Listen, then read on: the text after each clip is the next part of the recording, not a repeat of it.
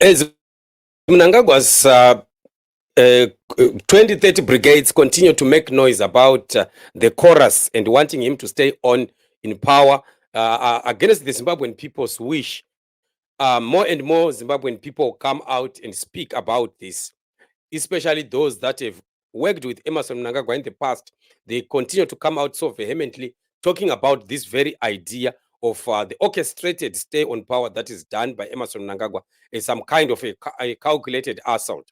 Zim Life reports that Kasukuwere rallies resistance to Mnangagwa bid for third term. Rise up and defend the constitution from this calculated assault. This is what Saviour Kasukuwere is saying. He's calling this a calculated assault, where Mnangagwa is deliberately trying to breach the constitution of the land and wants to extend his term and overstay in office. And of course, like we have been saying, we've seen that Mnangagwa is actually planned this thing, and all that he had said in the past was not true about him going. And I think why he said that he just wanted to prepare people or to calm down people, especially the SADC community that is coming, to have them think that Mnangagwa is going to be diplomatic, and maybe they would allow him to or endorse him because he's saying he's going in 2028. But unfortunately, it has now emerged that this is just a big lie.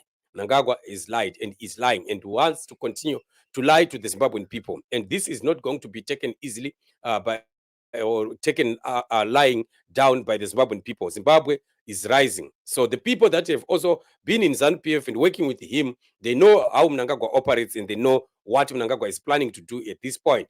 This is why people like Kasukuwere are continuously speaking against Mnangagwa and calling it a calculated assault. So this is a scheme, it's a plan, it's a ploy by Mnangagwa to hoodwink people of Zimbabwe into thinking that he has to stay on because he's getting support from ZANU-PF. But of course, it's ZANU-PF, it's not Zimbabwean people. So that cannot determine whether he stays on, because ZANU-PF, even if 100% of ZANU-PF can say stay on, that does not give Mnangagwa a mandate to continue as president of Zimbabwe, because it has to be the Zimbabwean people who have to make that decision. And the constitution is already there, and the constitution states that he must go at the end of 2028. And that is the statement that has been given by the Zimbabwean people already. Why does Mnangagwa want to pretend as if he does not know what the Zimbabwean people have said? We have said what we have said in the constitution. The constitution is the binding authority, the binding booklet of the agreed stance by the Zimbabwean people on how matters have to be handled in the country. So who is Mnangagwa to want to come against all the people of Zimbabwe who have voted for the constitution and who have spoken in the constitution and put their input? And today we say we have the Bible of Zimbabwe, which is the constitution. And he wants to be the first person who wants to rip that Bible. He wants to tell Zimbabwean people that you can't determine whether I stay or I go. I determine whether I go or I stay. And that on its own is some kind of arrogance that people like Kasukuwere are saying must be resisted so strongly. So all Zimbabwean people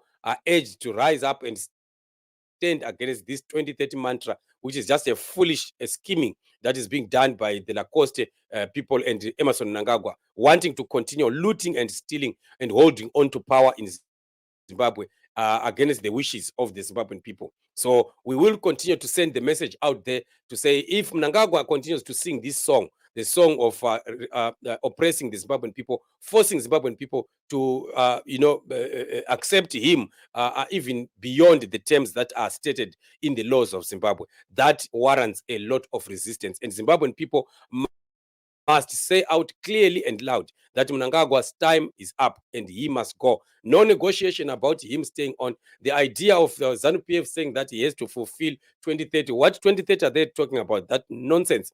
Because Mnangagwa has failed. In fact, from the time that he came into power, he has made life for the Zimbabwean people even worse. So there is no need for Mnangagwa or anybody in ZANU-PF to want to come and tell us that Mnangagwa still has some mandate that, or still has some work that he has to accomplish. What work does Mnangagwa ever have to accomplish? He can't accomplish nothing, because he has not done anything. He has actually destroyed Zimbabwe. Zimbabwe is worse off after Mnangagwa came in than it was by the time that Mnangagwa was coming in. 2017, life in Zimbabwe was not as bad as things are today. So how can he want to tell us that he wants to proceed with making the country even worse than where it is today? Enough is enough with ZANU-PF and Emmerson Mnangagwa, and whatever that they've done to the country, the stealing that they've done. If it's not enough, it's not our business, because they have this mammon spirit that is controlling them, that continues to tell them that the more they steal, the more they feel poor.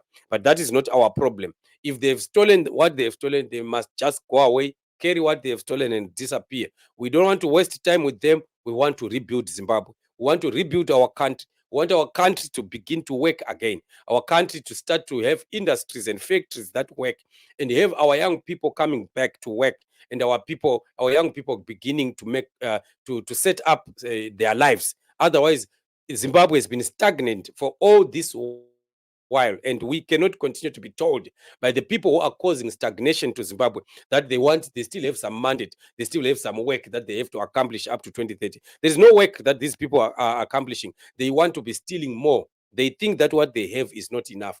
There is nothing good that we have seen from the Mnangagwa administration except corruption, except thievery and thuggery and arrogance and stealing and arresting, butchering, abducting, and killing Zimbabwean people.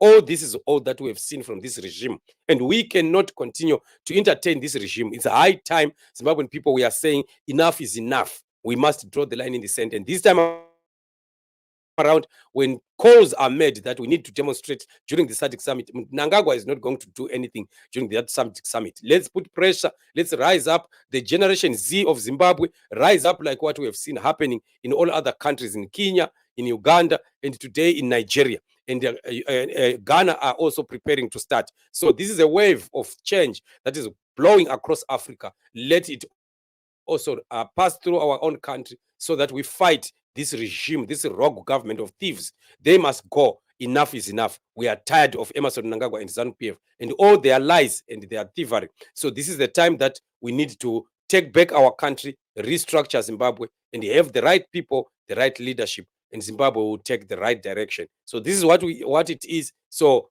people like Kasukuwere are also calling out to say, Zimbabweans, let's rise up. Of course, I know some people would always want to say, hey, who is Kasukuwere and what? It's not about Kasukuwere. It's just about the message that he is giving. Whether you don't like Kasukuwere or you still have grudges with him for what he did in ZANU-PF, that is not our story here. Our story is about the message that he is giving, because we are in agreement. We may not like him, we may not agree with him, we may still be holding some grudges with him of the past, but this is not the story we have here. The story we have here is the message he's giving is indeed a correct message, that Zimbabweans must resist Mnangagwa at all costs. So this is what it is, family. Thank you so much for joining me on this show. We are giving you just quick updates of what is happening around. Always remember to subscribe, to like, and to share. And also put a comment and tell us what you think on the kind of information and content that we are giving you. It's very important to also hear what you think. You are blessed. Till we meet again. Shalom.